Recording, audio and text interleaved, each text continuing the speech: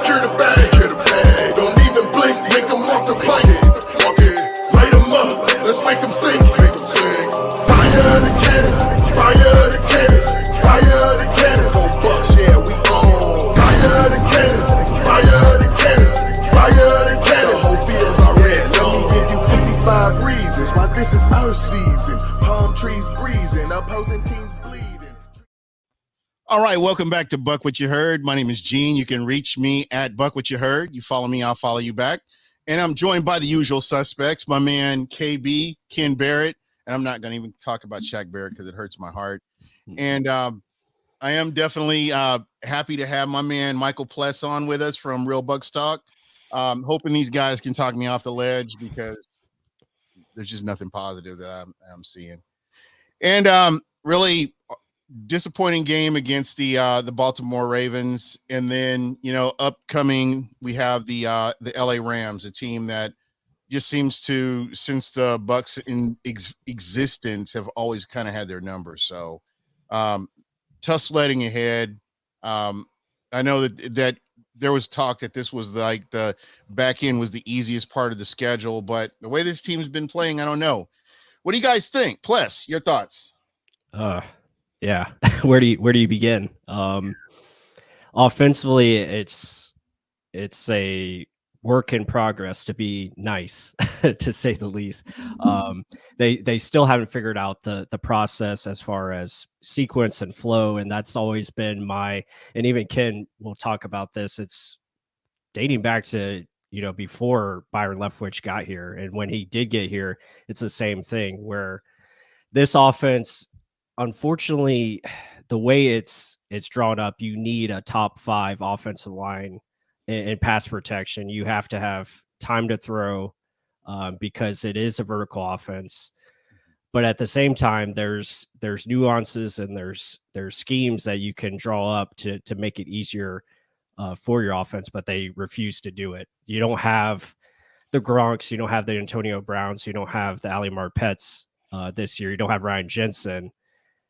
And it seems like Byron just didn't even know they're gone, the way he's calling the offense. And that's an issue. You have to adjust to your personnel, and we still haven't seen that to this day.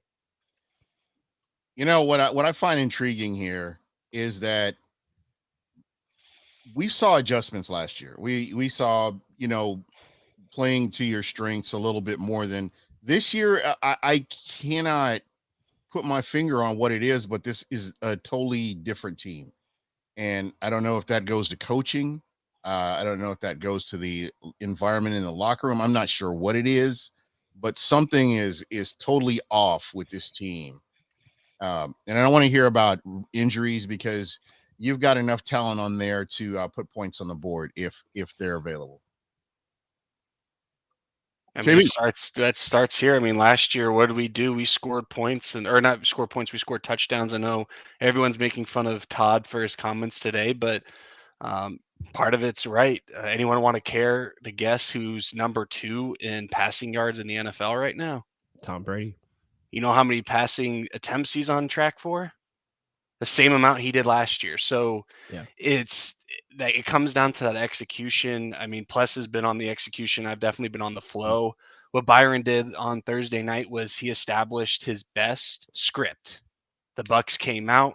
Everything looked good. Obviously, it wasn't perfect because we settled for a field goal on the second one, but things started to look right. But as we saw in the past 8 weeks, the flow of the game is just not, responding or is not going the same way. Like there's just not that. I mean, for a 4th-year play caller, you just expect a little more. I mean, the first 2 years had its ups and downs. Sure.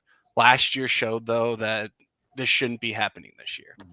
So I think offense, it starts there. Defense, we're going to probably talk about Devin White or whatever. We'll get there because it wasn't pretty. I know Josh, who just joined, dropped the viral clip of the lack of hustle, sure. But I'm more concerned about the lack of execution from the defensive side. And we're going to get some bodies back, so maybe that'll help. But again, have our number. you could have any player you want out there. If they're not executing, what difference does it make? I mean, you could draw up the most perfect plan if your guys aren't doing what they're supposed to. One thing that I've noticed is that every team that the Bucs have faced this year has wanted it. They've wanted it more. They've been out there. They've hustled. I mean, Pittsburgh, a game that the Bucs, were supposed to win handily. Those guys went out there and coaching played a huge part in that too, drawing up plays and playing to their strengths and stuff.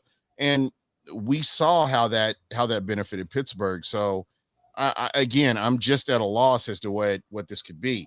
And Josh, thank you for joining us tonight, my man Josh from Pewter Report. How you doing? It's been a long day, but I'm glad to be on with you, gentlemen. Hey, thank you for coming on. So let me get your thoughts on this game, the Ravens game. I really liked the first two drives. I really wish that the game would have ended after the first two drives. Stop the count. Yeah, I mean, it was so funny. I was watching Plus's show last night while I was charting the drives, and like just from and I'm just some guy, right? So take this for whatever it is, but like I was going through like the play calling in terms of like whether I liked the design for the down and distance and everything like that, and just kind of the script. And it was like with each drive, the number of green plays reduced, the number of red plays increased. And it's like the very first drive, I was like, oh man, this is like 75% good. Yeah. And then it was like by the end of the game, well, they got to the 2-minute stuff and that was fine. But like the scripted stuff when they were still in the game, it was like 33% of the plays I liked on this drive. Great.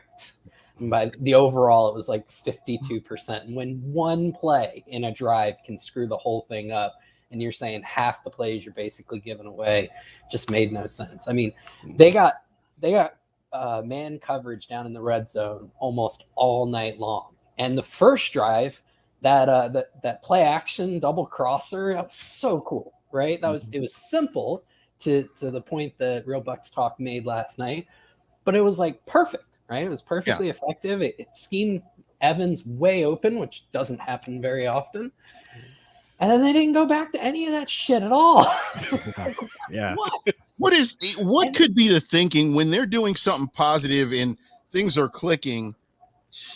What is it that do you think in your mind, as if you were a OC, that you go away from something that's working? I can take that one. Have you ever seen a play sheet, gentlemen? Yes. That shit is extensive. And have you ever worked with people who just like to check off boxes? Oh, I did this. Oh, I did this. Oh, I did this.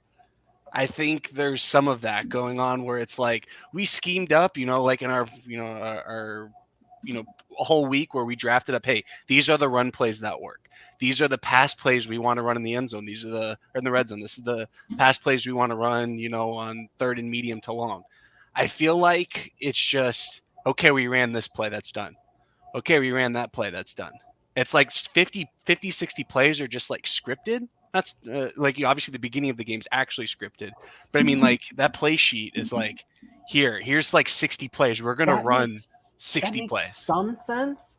But then they ran 3 screens in a row. Yeah. But that's been a common theme though. So which I was actually happy to see the 3 screens in a row because but they were different screens. Sure. I liked 1 and 2, but I did not like 3 in a row. I agree. Well, three was bad. Rashad out. Yeah, it gave it a. Rashad wasn't ready, and it was just poorly executed. The first one was great because you had Godwin on the motion. Nobody followed him, so you knew it was going to be a perfect little bubble screen. I loved that. I thought it was really great. And then going back to the well twice in a row, I was like, okay, this kind of makes sense. And they got the nice tunnel screen to Perryman. But the third one, like at that point, the Ravens had said, okay, we got to fucking stop these screens. And they were ready. When the best time to run a screen is, and why the Godwin play worked, is because you had a big play right before. Because what does that do? It gets the defense on their heels. Yep. Okay, like if someone just got burnt, hey, I'm not going to get burnt again, or I'm not going to fall off my assignment again.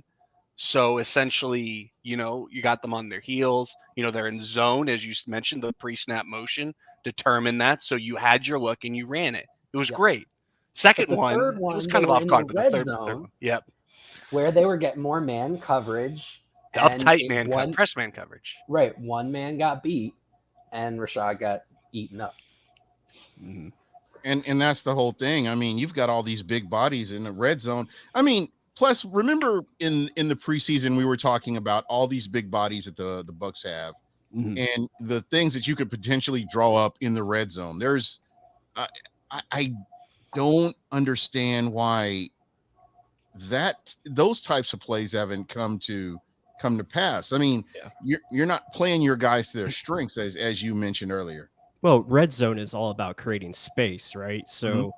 when you don't do that, you're not going to be very successful. And that's something that the Buccaneers fail to do. Now, like Josh said, that first drive, they did it perfectly to Mike Evans, but again, never went back to it, even though that pass was incomplete, surprisingly, but they did score on that drive. It's about finding the right matchups. If you're going to isolate a single matchup and utilize that size, yes, that is a good play to go after. Obviously, we've seen it with Mike Evans in the fade routes and attacking that mismatch. But you also have to attack space, and that's something that the Bucs don't do.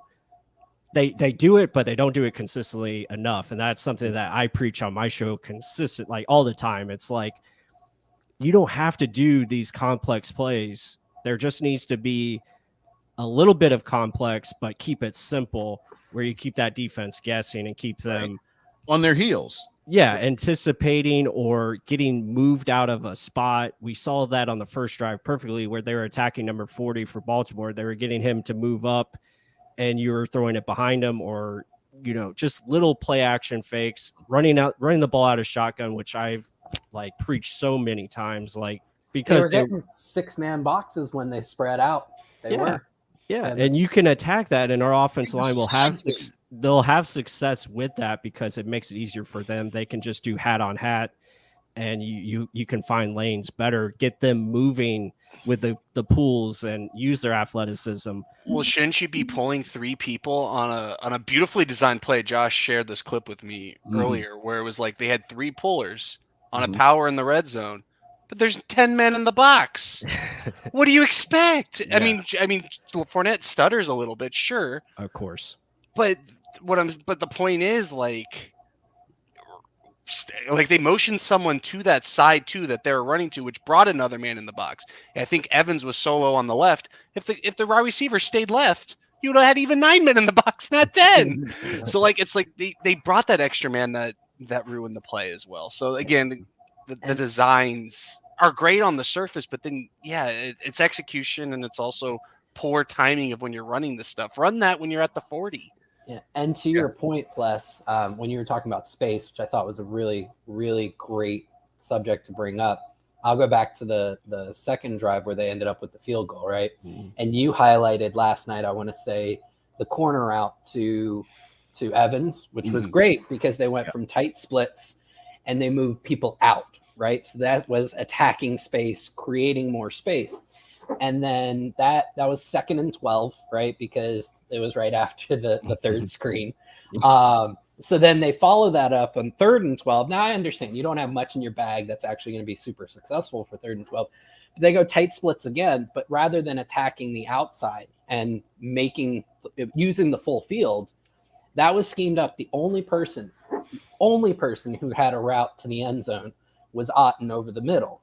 And against cover 2-man, which I think is what they were running on that one, it allowed the safety to just stay over top. They ended up with 3 people on him.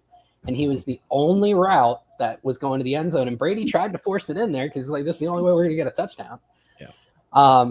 And then later in the game, there was the almost pick to Julio in the back of the end zone. That was they ran everything to one side. It's just it's a little infuriating, and I think that's indicative of a lot of their red zone woes. Well, and what scares me is what do the Rams do? Create that space, use the corners of the end zone really well, have the quarterback throw that ball into that space, and that's where the Bucs have been beat. So it's on tape like what to do in these types of situations. we just are being ignorant. Mm-hmm. Yeah, and back to your point, Ken, about the play sheet. It's like that old game NFL head coach where you're drawing up the game plan and just picking plays after play, and yeah, it's already checked off, and they refuse to go back to the money plays that should work. But See, they don't do yeah, in the pass, but they do in the run. It's how many times we have to see Godwin line up behind a tight end yeah, to not know what the fuck the play is. What happened with the play action where Godwin sneaks out that we ran last year? I haven't seen that once. no. It's like you're not telling the defense, hey, I'm just going to trick you once and we're going to sneak out. Now you got to respect that every time we run it. We're just saying, hey, we're better than you. Let's line up nine on 8 and let's just try to win up the middle, which is just not a good strategy in the modern NFL because we see the Chiefs, the Dolphins, the Rams. No one plays smash mouth football right now. I mean, the Titans are about it. Like, you know what I mean? But you have Derrick Henry back there. Derrick Henry's, a god amongst men out there. Like, it's just not the brand of football we're ready for. And if you're going to play that brand of football, just play Rashad White, not because he's more physical than Lenny, but That's a like we're whole. saying, he can get it to a hole faster, Mhm. and So you're he's talking shown about the he's got some speed. wiggle too. That Yeah. little in the 2-minute drill that he had, that he took that little dump off and then made a couple moves, gained like 15, 20 yards. Like Lenny doesn't do that. Lenny just takes what he got and then he gets going. So it's just unfortunate. But And I'm it, just scared because oops, sorry. oh no. To me, it's the flow of the game. It's some of Yeah. these plays are really great plays. They're drawn up great, but you're calling it at the wrong time, and it disrupts. I don't know. I want to say flow again, but it kind of disrupts the flow of the game the way Mhm. they're calling these plays.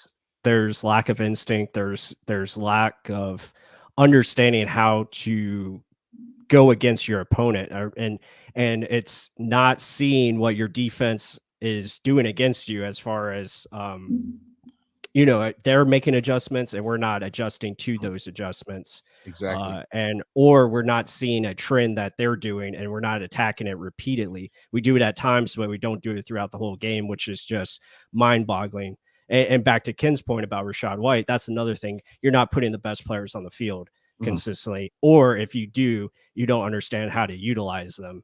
We still don't know how to utilize guys like Scotty Miller and Jalen Darden, who could probably get open more than saying putting a Julio Jones out there, who is just not his 100% self. And same thing with Russell Gage, who was running basically on one leg out there for weeks. Mm-hmm. That There you go, G Vegas situational football. Yeah, that too. And it's malpractice right now for the offense. Yeah, and it's frustrating. Fans deserve better. I mean, this is ridiculous. You've hiked up season ticket. We've hiked up prices as a whole, and this is the product you're putting out there. That's crazy.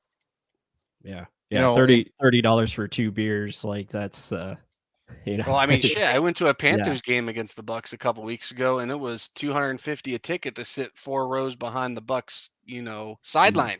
That same Yeah. ticket at Ray J right now, even with our record. Oh, I mean, that's I've been looking to go to the Cincy game right before Christmas. I mean, we're talking $1,200 for that same seat.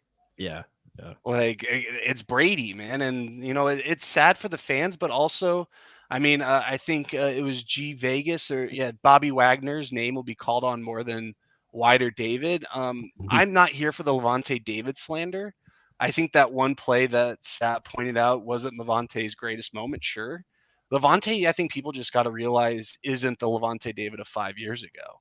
I mean, he was an all-pro player that just got essentially ignored because of the position he played. right. He's in his 30s now. He's been still playing cleanup for Devin White. He still, makes the play that needs to be made. He's just not the splash player that he used to be, and I think we need to accept that. And as a that, fan I'm base.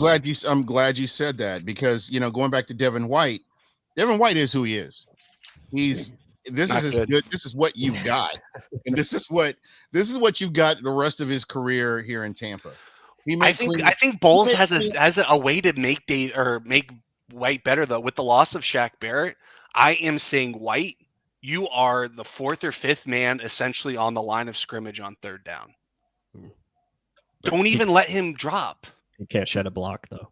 He can shed it, but you know what? You can run stunts, and that's how he gets his stacks. Is Vita Vea, does a loop, and then takes 2 on, and then he loops right around. For instance, Right. that's how Devin White is effective. Right. But that's the only way Devin White's effective. But But like any other without way, Shaq Barrett, you're not going to win a lot of one-on-one matchups. and without that, he's a liability, especially in coverage. I can't understand why they're utilizing. If you're watching, they watch way more film than I do. I'm just a casual observer, and we've seen where he plays to his strengths, where he's hunting for the quarterback. But they miss Logan Ryan. I mean, Logan Ryan was the guy that took the middle of the field because Devin White was blitzing. So you had that guy that could replace that void, and you can see how much it's impacting. Keanu Neal's just not the same type of player where you can utilize them in better ways, and right now it's just not working. But I do agree. Communication skills Right. are huge on that defense. Well, and until Logan Ryan's healthy, honestly, and I love Antoine Winfield playing in the slot, I don't want to see him in the slot anymore. He's too important at free safety from that communication standpoint, like you all are saying.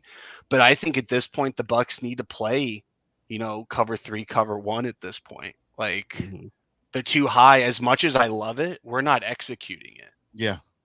Vita Vea, like Josh said, needs to be a 2-gap player.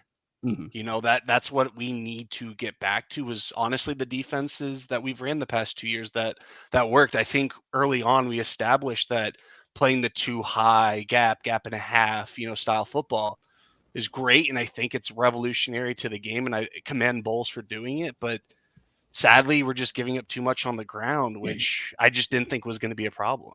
Yeah. It's interesting that, newsflash, you can run on the Bucs. I mean, who would have Well, thought? I mean, you're six in pass defense, so you're taking that sacrifice, and to be honest, I'd rather be great against the pass, and I would be okay, being average against the run. The But we're issue, not average though. Yeah. The issue is, like you're saying, Ken, you're giving up too many yards on first down. You're setting up, these 3rd and shorts, and they're just not able to get off the field. Or when they do have 3rd and longs, they're not getting off the field either. So, there's a combination of, do we get back to playing that aggression style football? I think that's where they need to go. I would be aggressive as possible. If you're going to give up the big play over the top, then so be it. You're not really stopping teams inside the red zone either. So yeah. And they're still actually playing a ton of single high. They rotate out of a 2 high, but I want to say year to date, it's like 60% cover 3, cover 1. They're still running cover 2 and cover 4 a little bit above league average rate, but it hasn't been like a ton. I think the big thing is just they're rotating a bunch, which they've gotten picked off. PJ Walker nailed them on a whole shot on a rotated cover 2 a couple weeks ago. He saw the rotation, and the Bucs do a strange rotation that you don't see from a lot of teams, where they rotate into the cover 2, where one of the corners basically bails into the high safety. So they're still running a ton of single high. I think to Gene, your point from earlier, it's just a lot of mis-execution. Yeah. That's do your job. I mean, can we take the green dot off of White? Because I mean, when Levante's had it, there hasn't been any issues in the past. And honestly, like, I think I'm not saying I want the C to be ripped off his chest, for instance, but I mean, the communication isn't working. I mean, how many years have we heard now in the Bulls BA regime, and now Leftwich, I guess, that it's been communication. Yeah. I think, I mean, it's that, but it's also, like Josh is saying, guys not getting off blocks. Your front seven. Vita Vea is your exhibit A. Yeah, your front seven's not working. So guys are getting just blocked up, and they're, nobody's making effort to, make a play on the football, or, it's just not happening. So and those missed tackles, Keanu Neal, Mike Edwards. And that's been his play as a coverage player, masked a lot of that early in the season, but he had a ton of missed tackles. I want to say like first half against the Packers, cleaned it up second half. But that just kept getting progressively worse throughout the season. And then it was really bad against Baltimore. Oh yeah. Oh, Tyler. I want to address this. Tyler Johnson's depth. Again, he's on the practice squad right now. I don't know how much All of their separation issues are solved now with Tyler Johnson. Yeah. Oh yeah. Again, if an injury occurs or something like that, you get called up. But Ryan Smith is going to have more of an impact than Tyler Johnson. Mm-hmm. It's very possible. Yeah, they're going to use Tyler Johnson as a blocker, and him and Chris Godwin are just going to do the same motion. Oh, And- motion them both behind tight ends. Yes. 12 personnel, but you get all 9 players ready on the line of scrimmage. Yep. And then you have an 11-man box. Bro, we just gave Leftwich the dream. he won't do it because it's like, And No, they're gonna- yeah, I think he will do that one. They're going to have Godwin in motion, and they're going to run a toss to that with Tyler Johnson leading the way. So, Right. No, give Tyler Johnson an end around in that formation. oh yeah, See how that Leonard goes. Fournette is going to be the running back and just lose 5 yards automatically. So Ooh, hey, real quick, I do want to thank you, KB, for covering last week, man. Great show. Really enjoyed it. Sources tell me I'll have it next week. That's right. Yeah, you Jeremy. get rid of that jerk host that you got there, man, and you guys can roll.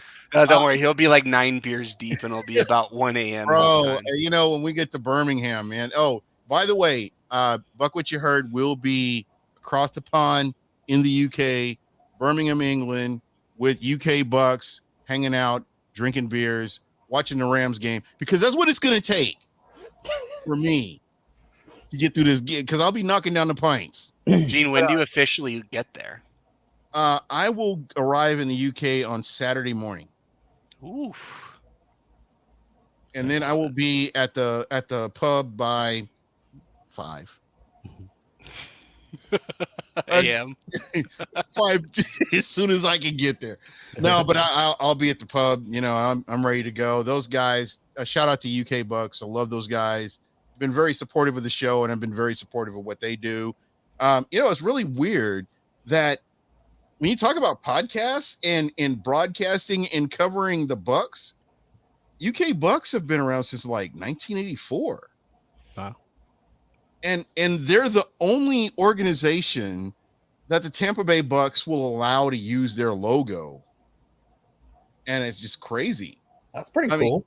Yeah. So I've got a UK Bucks shirt. I'm not wearing it right now because I will be wearing it across the pond.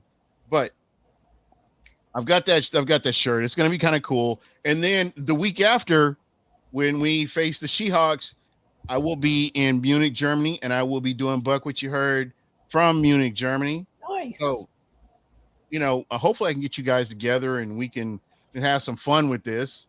Maybe do a pregame show or something like that. I'd like to get you guys on and let you see the ale house where we'll be knocking down the big beers. They have beer in Germany? Yeah, you know what? It's hard to believe, but yes. Wow. We've got some Freinhauser here, and you know They should celebrate like for an entire month. You know what? They probably could, and I would call it, I don't know, Oktoberfest. That's That's a good idea, right? You need to trademark that. I'm going to trademark Oktoberfest. Get right the boot. Das Boot. Das Boot. Boot. And you know what? Spin it.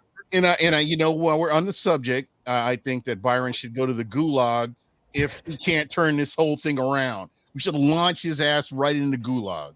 Oh man. But that's my spiel. But just kind of getting back to the game, I'd like to talk about the Rams game, and I'm going to lead off by saying this: the Bucs, going back to '79, have struggled against the Rams, whether in L.A. or St. Louis or Memphis or Alabama or wherever the heck they've been. The Bucs have always struggled against the Rams. The Rams and the Bears, for whatever reason. And the Saints. You might as well throw the Saints in there too. And this is one of those things. Every team that the Bucs have faced that have just been kind of down and out, they've got a little boost playing against the Bucs, and it's frustrating to watch. So this game right here, I don't know. You know, I don't really know how to really call this game. They're both playing underwhelmingly, but I think that the Rams are in a situation where they can benefit from this game a little bit more than the Bucs would. I think it's a really interesting matchup because they're both struggling for much different reasons, right? So the Bucs, we've ad nauseum addressed a lot of it is decision making, whether it be who you're playing or schematics and play calling and things like that. The Rams are finally seeing the other side of their team building efforts coming back to bite them in the ass. Yeah. They've got they've got a bad offensive line, and it's not because they're putting the wrong guy in. It's because no matter who they put in, it's just not working, right? Real quick, while we're on the subject, what is their cap looking like? I mean, this year does salary cap an issue related to why they're playing the way they are, the personnel that they have, or are they okay under the cap? I mean, they were able to get under the cap. They still had a nice offer out to Von Miller. They just couldn't blow him away like the Bills did. It's coming down to, a lot of people think that they just throw away all their picks, and that's not quite the case. They give away their premium picks, but they then trade down a bunch, and they end up actually taking more players in the draft than the average team. And comp picks too. Yep. Yeah. It's just all of those guys are late round dudes. And for the first couple of years, they hit on those. Yeah. That's just talent evaluation right there. It is, but at a certain point, especially 4th, 5th, 6th, 7th round, it all comes back. And a lot of their more recent draft picks just aren't working out for them. Tutu Atwell, I could put him in my pocket. I mean, I don't get that one. It's and so those dudes aren't working out, and so you've gone with a stars and scrubs kind of roster. Mm-hmm. They don't have quite as many stars as they did before, and the loss of Whitworth at left tackle and some of the other guys they had to let go on the offensive line is really screwing that offense. And then the one dude that they went after, Allen Robinson, just hasn't been the same Allen Robinson he was in Jacksonville or even a couple years ago in Chicago. Yeah. Right. So, I think a lot of that. So both teams are struggling, but from completely different reasons. And I think everybody keeps talking about it being the Rams get right game. It has a possibility to be the Bucs get right game. The Bucs have the guys, especially if Akeem Hicks ends up coming back, to wreck the Rams offensive line and really hold their hold their offense in check and potentially get right themselves. I know most people in Bucs world after the last 3 losses are like, there ain't no effing way that's going to happen, but it's a non-zero chance because the Bucs can decide to make better decisions. The Rams can't just decide to be better players. Yep. Yeah. And it comes back to check up from the neck up. I mean, I think that's where it's at right there.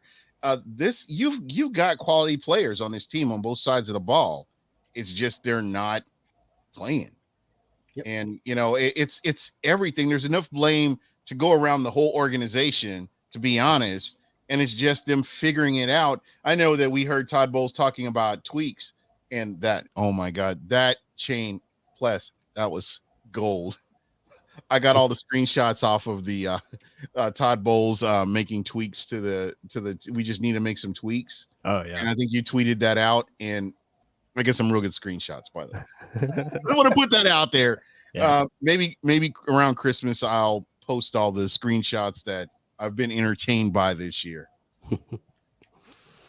Yeah, the tweaks that they need to make this week, we'll see if that happens. Obviously getting some healthy defensive players back, that will definitely play a role in this outcome. But for me, obviously, don't let Cooper Kupp beat you. But we'll see. Easier said than done. That he'll probably still have 10 catches for over 100 yards or so, just because Todd Bowles is Todd Bowles' stubbornness. Yeah, I mean, and then offensively, you got to score inside the red zone. The Rams defense inside the red zone is pretty good. So that will be the telltale sign. And Akers won't be honestly, playing. He hasn't been playing for the last few weeks. There's something going on between him and the team, and they turned down trade offers just so that they could ask him to maybe come back and play them again. I Get missed any that part. offers, anyone? and I think that I think we can kind of pencil out Mike Evans. I think Mike Evans will be covered by the best corner. And No, I think Jalen Ramsey is probably going to mix up Godwin. They like using him in the slot, Gene. They do. So I would see a lot of him on Godwin, to be honest. And while Evans has struggled against a couple of other corners, he's actually feasted against Ramsey. If you'll remember, it was almost if he hadn't come back, Jalen Ramsey would have given up the last touchdown pass to Tom Brady when Evans toasted him on I want to say a double move in the playoff game. So even if Ramsey lines up, I mean, that's a matchup that Evans has actually done well with historically. So, and that's the weird thing about playing corner in the NFL. You know, you can be the best, but there are just some dudes you don't do well against. Yeah, and vice versa. Because you look at Lattimore. I mean, there's that. You know. Yeah, and like Jair Alexander just went up against the Bills, and while Diggs had a great game, none of it was against Alexander. He locked him down. So, the casual fan will look at Diggs and say, well, I assume that Jair Alexander was on him all game long, and so obviously he didn't have a good game. That wasn't it. Alexander's had like a 3-week stretch where he's been playing out of his mind, and the Packers are still losing. Yeah, what's that all about, man? I mean, the Packers and Bucs were supposed to be, partners in the playoffs, and you're looking at a totally different scenario right now. But that's the parody of the NFL for you. Just all these things that have kind of switched up, and I mean, the NFC went to Germany before you, Gene. They're already drunk. Yeah, very much so. This is true. Can we just say we're a DJ Moore helmet taken off away from the entire NFC South being 3-5? Yeah, this is I true. hadn't thought about that. That's a good one. This is very true. Yeah. I mean, I'm not saying the kicker makes the kick. He probably obviously, does. But So who saw this? Who saw the Atlanta Falcons as division? I thought they had the hardest schedule out of anyone too. That's what's the biggest surprising part. But again, it goes to my point as far as coaching and making things simple for your team and understanding. They aren't even using their best player either. Well, they're not. They have in their wins. He's had like 8 to 10 targets in their wins. Yeah, Kyle Pitts had a good game this past week, but great. But it's understanding your personnel, right? Like understanding what Marcus Mariota is, understanding, who Cordero Patterson is, and as they get him back, pretty soon. It's just playing within yourself and understanding your personnel, not trying to make them do things that they're not going to do correctly or not do good at. And you look at the Bucs, it's complete opposite. We're trying to force things with certain players, and it's just not working. Like, talent's not the issue either. It's not like Atlanta has this talented team either. Yeah, they don't. I'm not going to pretend I thought Atlanta was going to be an above 500 team, but I really did like their draft though. Like post draft, I was like, man, they got. I was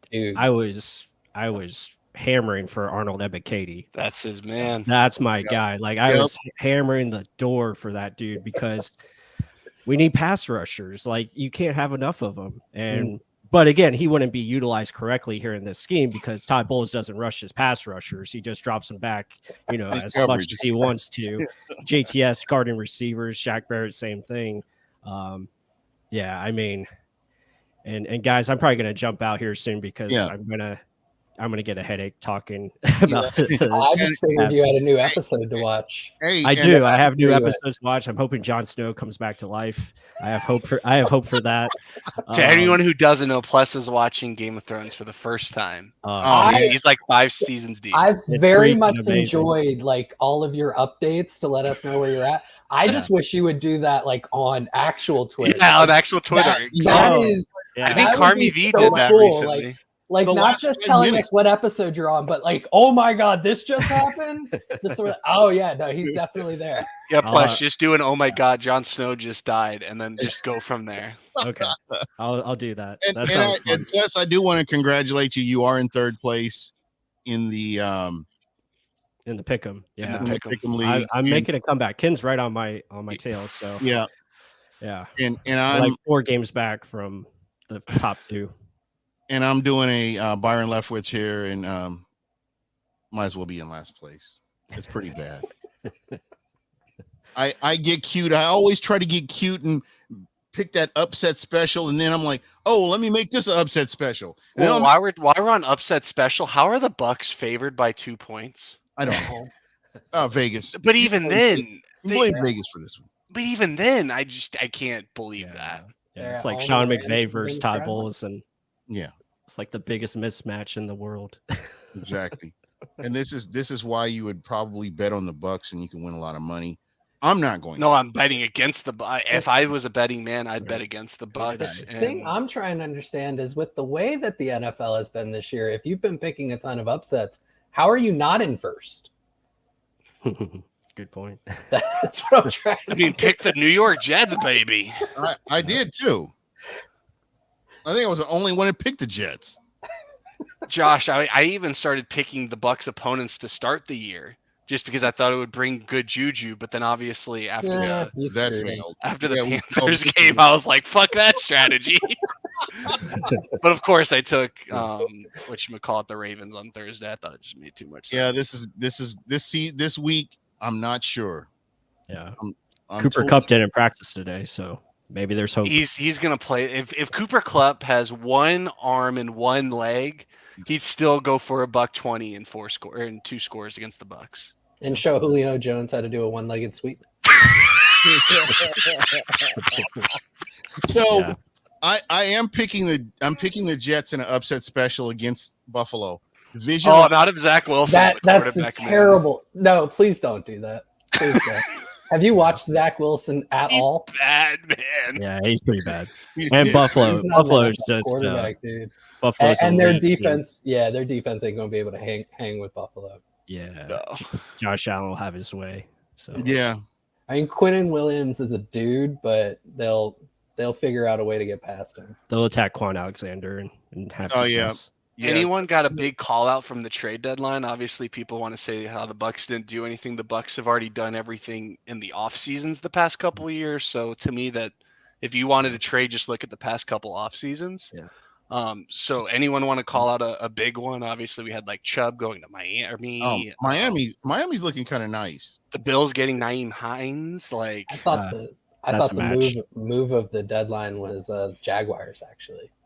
getting all the- Calvin Ridley. Yeah, and the way that they structured that, it's completely contingent on how he turns out with them. I And thought all that the was irony behind cool. the whole Calvin Ridley thing, the That he suspension. goes to- and- yeah, Because yeah. Josh sent me a screenshot, or sent to our group a screenshot of all of the betting places like in that area.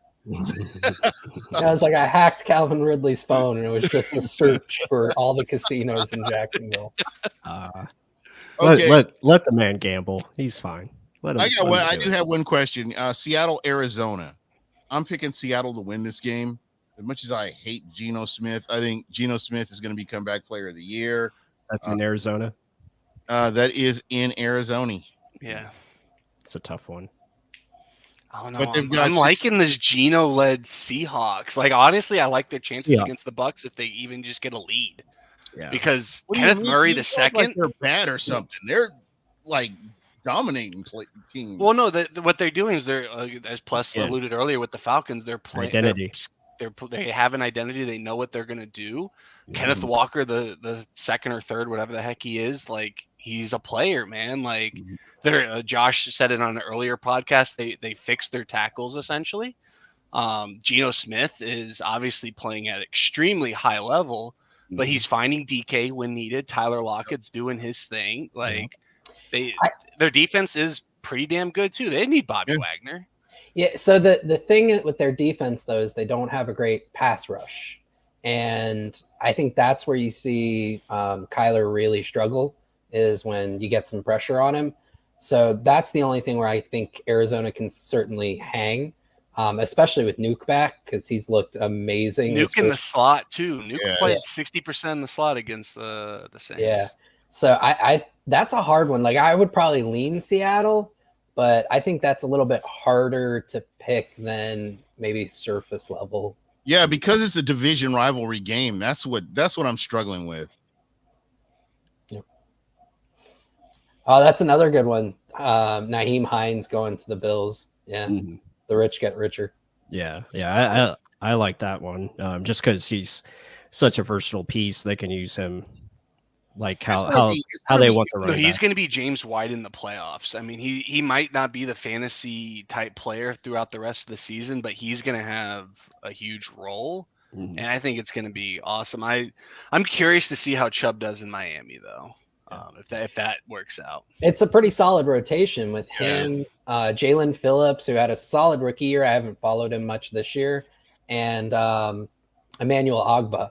That gives them a really good, to Pless's point, you can't have too many pass rushers. Oh, you That never. gives them 3. And Ogba, which was really nice because he can kick in and out, because he's got that like 285 frame that allows him to kind of do both. So it'll be. I've never been super high on Bradley Chubb, but I think in that rotation he could feast. Yeah, I really believe he was over where his draft spot was, overinflated. And then to your point, Ken, about Hines in Buffalo, I just keep going back to Jerick McKinnon in Kansas City last year in the playoffs, like using him like that. Like, he may not have a big regular season, but when it counts, like, he's going to be a dude on third down in critical situations. It's going to be interesting when watching Buffalo versus Kansas City in the playoffs, because I believe that's where everything is. That's where I want to see the Bucs against Shanny now, with Shanny with CMC, because they haven't even played really. I mean, with CMC knowing the offense and Debo. No, we play. No. We play them during the regular season. Oh, but I could have sworn you said playoffs. Oh, did I say playoffs? Sorry. I want to see Shanny or Bowles versus Shanny, because obviously we have the struggles with McVay, but we haven't seen Bowles versus Shanny, and I want to see it. Massacre. It's going to be 2019. Okay, Jameis. Okay, Brady, whatever. Like, I want to see again. Like, the Bucs beat the Rams. Blah blah blah blah blah. When Jameis was the quarterback. I'm looking 2020 on. Like, come on. This team has a different identity with Brady than what we did. What about Chase Claypool? That's like that. Bud has a great. Also, wasn't Jimmy injured that year that we played in 2019? It was early in the season. I want to say Jimmy. They lost a couple, then went on a big roll, I think is what they did. It was that was the home opener against San Francisco. Yeah. And Jimmy had just gotten traded there, I believe. The season before, where he got injured. Jimmy played in that game. Jimmy played, but he was coming off his injury from the year before, because that's how they got Nick Bosa at the top 5. And then isn't that every year Jimmy's coming off of an injury? Yeah. Okay, but he had a torn ACL. To answer Bud's question, I don't think the Bears stole Claypool. I thought the Bears got fleeced for Claypool. Yeah. I saw a tweet that I thought was hilarious. The Bears gave up a second rounder to get the guy that was made obsolete by a dude they passed on twice with their second rounders this past draft. So I know that that's a lot, like a real, but basically the Bears had an opportunity to draft George Pickens, right? Mm-hmm. And they had 2 second-round picks to do it, and they decided not to twice. Pickens goes to the Steelers, renders Claypool obsolete, so now they give up a second-rounder to get the lesser receiver. Yeah. So, I think interesting. Well, and also you can get Claypool second round any year essentially in the NFL these days. So I thought it was just bad money value there too. And to be honest, I mean, his best game was against the Bucs, and there's that. Drove up his trade value. Exactly. That's basically what happened. That's kind of like Trubisky's, and why he's hung around the league as long as he has, because just the Bucs. Yeah. But Claypool's not a great route runner overall. He rounds his routes off. It's ugly. Yeah, his contested catchability is meh. So, I mean, would he be an upgrade in Green Bay? Considering all the injuries, sure. I mean, you got to give you got to account for that. But them at full health, Dubs is a much better route runner with questionable I'll hands. take my chances. I'd take my chances with Dubs though. Yeah. Dubs. I'm gonna be honest. I think what you see is what you get with Claypool moving forward. I just the way he he rounds off his routes. He doesn't. If he's not getting the ball, you can tell. You can sit there and watch until he's not getting the ball, and I don't know. I just that's a lot to give up. Well, his game against the Bucs is not typically his game. No, it's not. If that makes sense. Yeah. Follow John Ledyard. He tweets about them on Sundays about the Pittsburgh Steelers. So you can just go through his tweets and just search Claypool, and you probably get a good idea. Can never tell with John if he's more mad at the Steelers or the Bucs. I love it. He pseudo became like a Bucs fan now because obviously he made his own podcast and everything, but he has like segments or podcasts dedicated strictly for the Bucs. I think that's because his listenership, right? Well, they grew his audience Tampa, is heavily Tampa focused. So he's a And smart rightfully man. so. Yeah, he's a smart man who knows how to cater to his listenership. You got to capitalize on what works for you. Yeah. John's a good dude. He knows the game, and talk about play calling and sequence and flow and understanding how to attack defenses. Him and Paul when they get together. Oh my god. Yeah. It's a football gasm. Oh, yeah. Josh lets out the sigh. They explain it very well. They make it easy to understand, like you're 5. So yeah, it's really nice to have them as a resource, and also people we can reach out to. Yeah, absolutely. So awesome. Plus, I know you said you had to jump off here real quick. Yeah, I'm gonna go get some sushi and watch some Game of Thrones. Yeah. I want to get your final thoughts before you roll out of here. Any big upsets that you see this week? AK, he's trying to steal your picks. I'm not locking. I'm not, and hand to God, I'm not teasing you. I'm teasing Gene. Yeah, I don't know. Well, hopefully the upset this week is the Bucs beating the Rams. To me, I don't care what Vegas says. That's an upset. No, I don't care what Vegas says. That's a fucking upset. Yeah. That is a huge upset. And check this out. This is what's so crazy about that. Tampa, 62% of people right now on Pick'em are picking the Bucs over the Rams. Because everyone sees the Rams and see them in that cosm of what they are. Keep in mind, we're still a worse rushing team than they are. Let's just throw that out there because that's where they've really struggled. Stafford hasn't really been himself. Cup's been, obviously amazing, or they just kind of haven't been in sync. It just hasn't worked as this year as way that last year, which is off. Oh my gosh. Yeah, but that's the thing. I saw a tweet recently that Matt Stafford was racist, and someone made a really legit argument.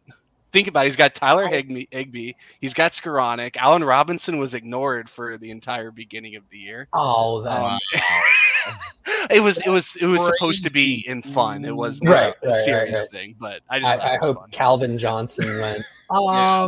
Well, and you go to some of the low-income neighborhoods in Detroit, and I'm sure they would question it. But yeah, it is funny. I see what Detroit won their Super Bowl last year. I have a couple of Lions fans that definitely took ownership of Matt Stafford winning a Super Bowl. There you go. Yeah, so hopefully a Bucs upset this week as we bring that full circle. There you go. Yeah.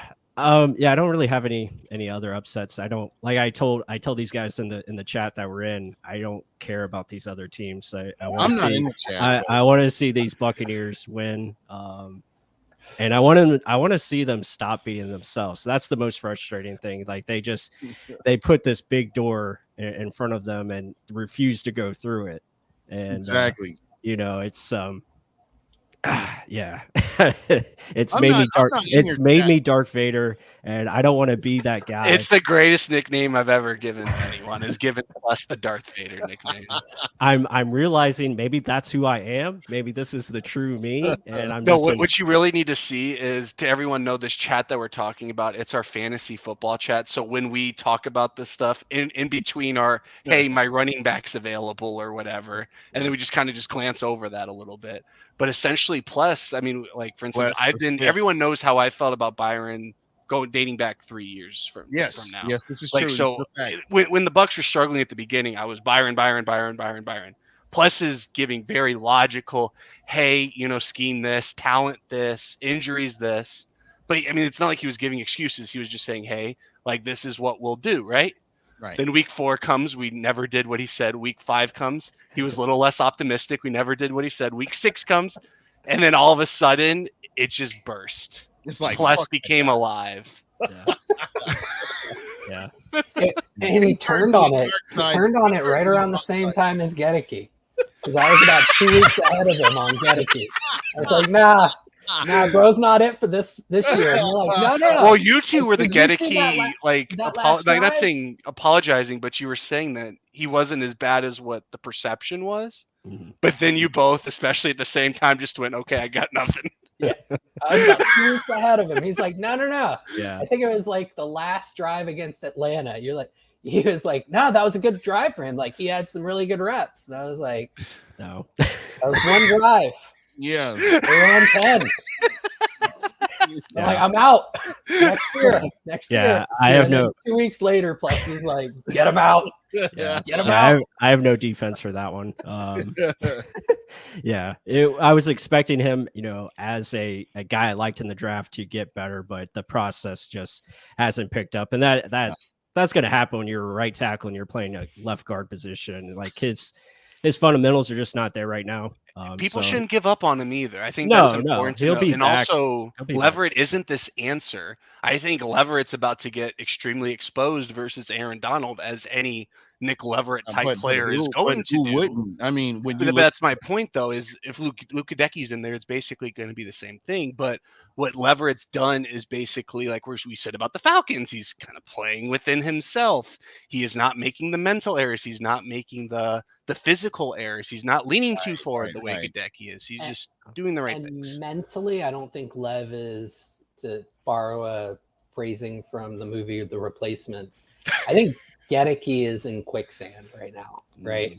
And I think Lev can have a bad game against Aaron Donald and bounce back. I think he's got the mentality of been there when we've done locker room interviews with him, and he's just got that mentality. Like he's like a goldfish, right? Whereas Ted Lasso, baby. Yeah. Whereas Gedecke knows he has to improve. He mentally knows what he needs to do. It's just not muscle memory for him. And he's constantly letting it just engulf him. So if he were to have an Aaron Donald game, that could wreck a career for him. Yeah. So I mean, he's got the physical tools, but just mental. I'm gonna head out. Good talking with you. You know nothing, Jon Snow. I know. I don't know anything, and I'm so excited to find out. All right, the class from. He wouldn't get blown up every single play. Yeah. He'd get blown up a lot of plays. He's a lot. Well, it's not like he physically gets beaten enough to where you think it was every single play.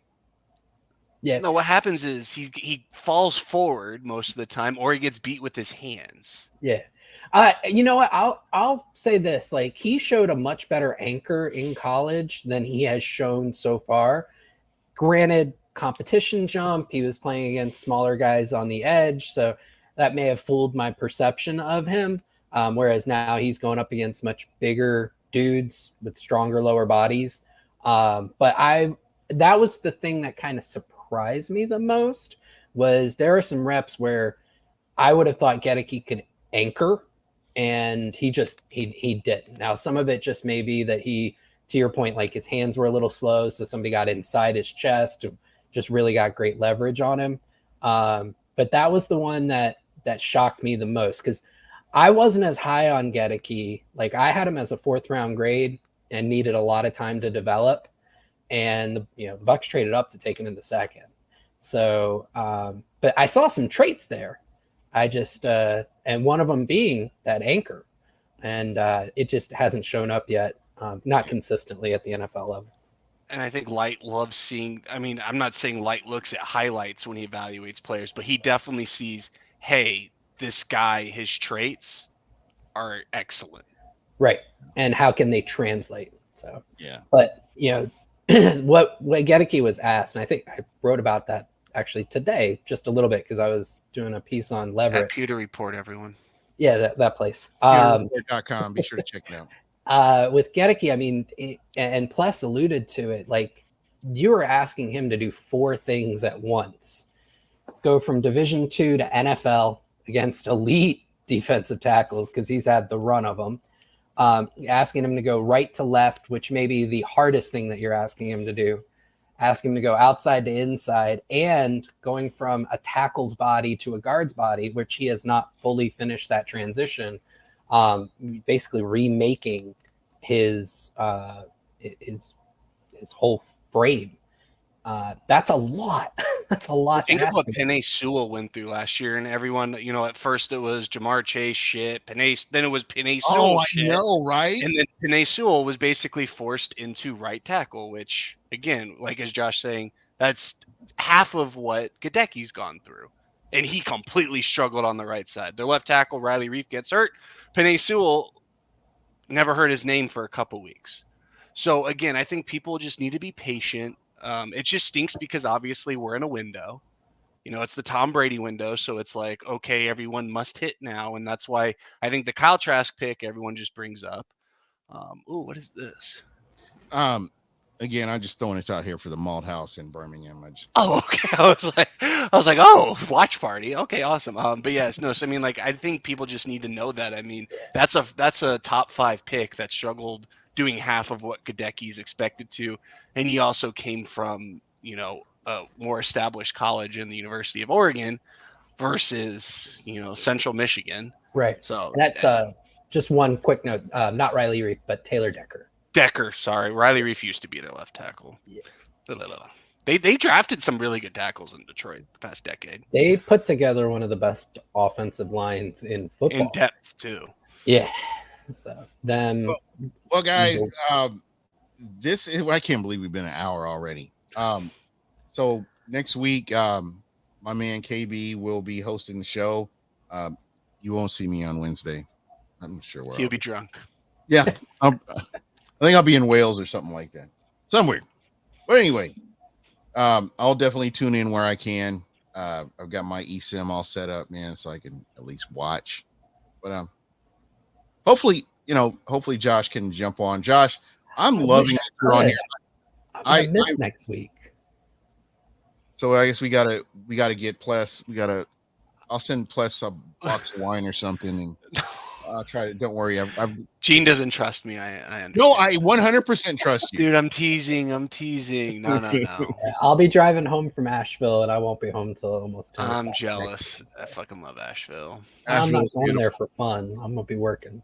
Yeah, but it's still beautiful. I'm actually I just realized this. I'm like 45 minutes east of you right now. Should go still. I was like, oh shit, yeah, I'm in Smithfield. You know what's crazy is I've lived here in 3 years for almost 3.5 years now, and I couldn't even tell you where Smithfield is. I'm directionally challenged, everyone. If it's on Google, it doesn't exist to me. You don't need to come out to Smithfield. It's not worth it. I'm sure it's going to snow pretty soon. So no, in Raleigh we only get 2 days, maybe 1 or 2 days of snow a year. It's beautiful. Nothing wrong with that. So, guys, I'm gonna go around the room here. Upset pick because I do need help. Anyway. Oh, let me pull it up. Here, I'll go first since I have it up. There's a lot of away favorites this week. I'm just gonna throw out a couple teams' names that are on the road. So you got Philly, Buffalo, Green Bay at Detroit, Chargers in Atlanta, Miami at Chicago. You said Philly and Buffalo? Philly and Buffalo are on the road. They're playing. Philly's playing Houston. That's not Yeah, a Philly- road game. That's No, a no, no, practice no, no. scrimmage. No, I'm saying those two. Oh, oh, and Buffalo's playing the Jets. But what I'm saying is like there's some really heavy away favorites I think this week than what there normally are. But in terms of an upset special, I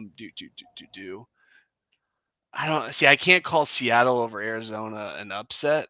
I think Tennessee has a better chance against Kansas City. I'm not willing to pick them. I think they're a good upset special, Gene, if you need a game. Yeah. Let me see here. Trying to pull it up right now. Baltimore just getting Roquan Smith and New That's Orleans. That's scary. I'm happy we missed not having to play Roquan. I'm just Yeah. gonna be honest there. Falcons are getting 3 points at home against the Chargers. Yeah, see, I picked the Chargers there, even though it's in Atlanta and the West Coast for LA. Yeah, but Atlanta has a quality win against San Francisco. Yeah. Don't forget Yeah. that. Oh no, I know. Chicago +5, Carolina +7. What about Oh, well, everybody's not healthy. oh, I've got one for you. Actually, I've got two, I think.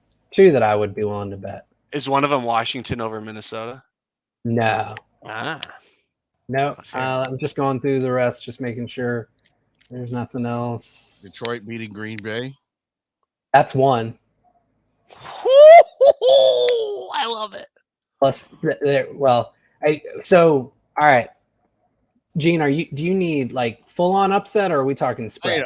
I just need a full on upset. Full on upset. All right, then. Yeah, he doesn't need point spreads. He just needs Okay. games. I just need wins.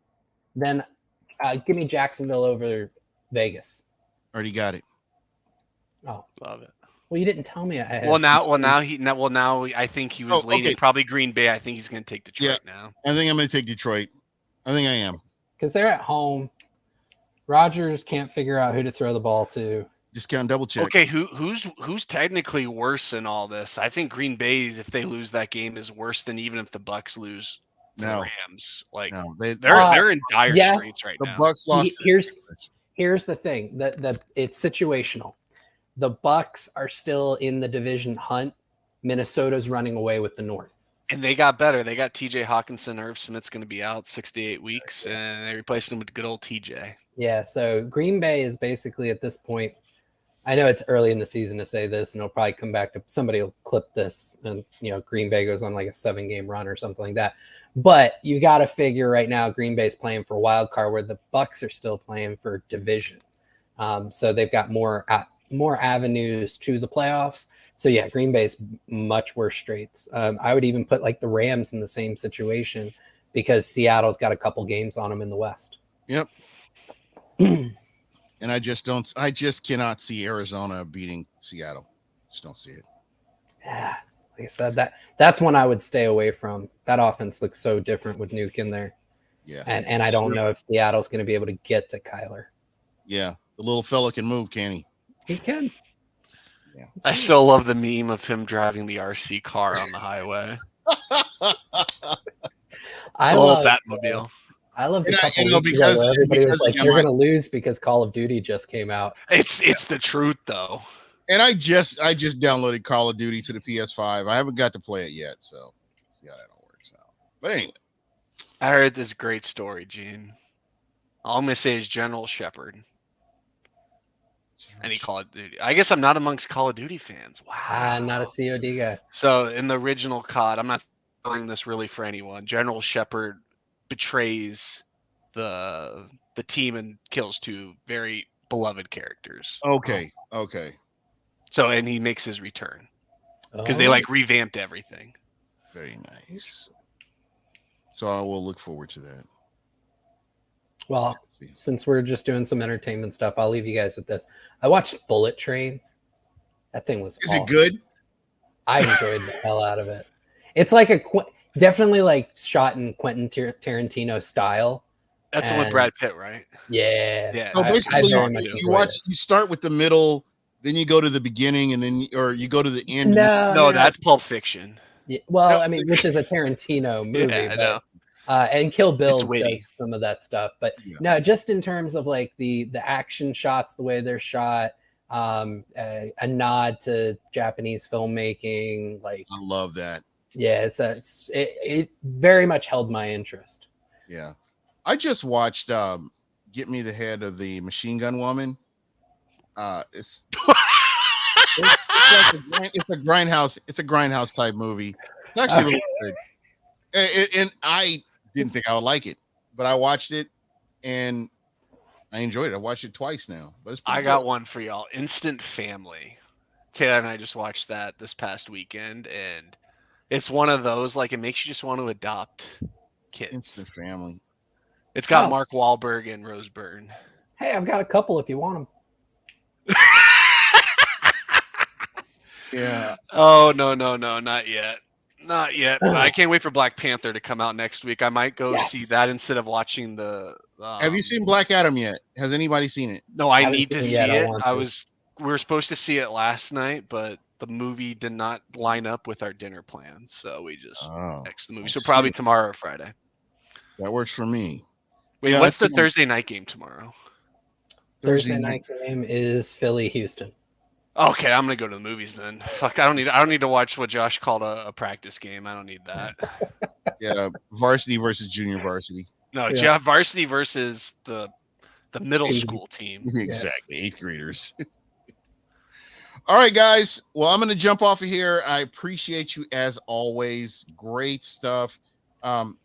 Josh, if you can jump on, you're always welcome. Don't give him the puppy dog eyes. I appreciate that. I will be on as often as I can. You can pull It's over just- to the side if you want to. You know what? KB's running this whole show. Let me just shut up. Next few weeks, I'm probably going to have to be on hiatus, just the way my work schedule is lining up. But as soon as I can get back on, I will definitely jump on. I enjoy you guys a lot. Yeah, thank you so much. KB, tell everybody how they can get a hold of you. Probably not watching it. I'm just kidding. Twitter, you all know where to find me. If you don't follow me by now on Twitter, you were never meant to follow me. Yes, and like and subscribe. There may be Oh, that's for something I'm Gene. not on. Yes. Yeah. Like and subscribe. Put There a may little be something I'm notification not on bell. there. And then you can just get to enjoy KB. So that's a possibility. Will the Brewer. Every time my you man- say KB, I just start thinking Jack Black. Oh, Hey, well, I thought you said AB. I was getting ready to say the quitter. No. We're not going to talk about him. Quitter is the least of his worries right now. Yeah. No. It's just Tenacious D, because his His partner, Kyle. What was his last name? Tenacious D. Will the Brewer, what's going on, man? Are you ever gonna make that buck with Kyle Gass. Yeah, KG. That's what it was. KG? All right, guys. Well, we are out of here. Everybody have a great evening. Again, thank you guys so much for your input. Everybody in the chat, thank you. And